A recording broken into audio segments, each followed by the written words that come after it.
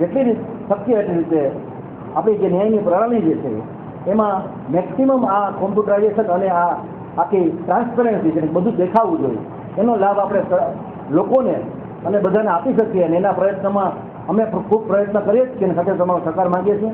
ત્યારે આખા ગુજરાતમાં પાટણ જિલ્લો એક એવો હતો કે જ્યાં પૂરેપૂરું કોમ્પ્યુટરાઇઝેશન શાહ સાહેબે કર્યું છે.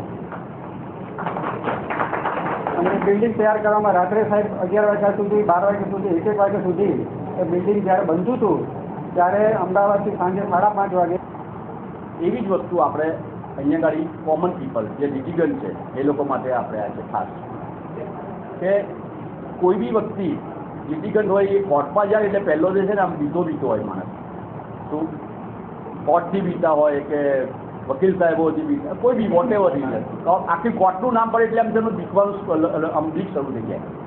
કઈ કોર્ટમાં જવાનું વાપરો થઈ ગયો એને કશી ખબર ના હોય. એટલે ઇન્ફોર્મેશન સેન્ટરમાં જાય એટલે એમને ખબર પડે કે ભાઈ મારો કેસ અહીંયા ગાડી છે, કઈ કોર્ટમાં છે તો કઈ અહીંયા ગાડી છે.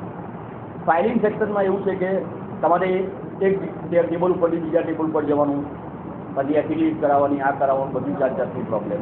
તમારે હવે એક જ જગ્યાએ જવાનું, એક જ જગ્યાએ જઈને પછી તમારે ફાઇલિંગ કરવાનું, તમને નંબર મળી જાય કઈ કોર્ટનું છે એ બીજે દિવસે સાહેબ હોય બરાબર જે કોર્ટ એલોટ કરી દે કે ભાઈ આ કોર્ટમાં કેસ એમનો, એટલે તમને બી ખબર પડે કે આ કોર્ટમાં કેસ આવી ગયો.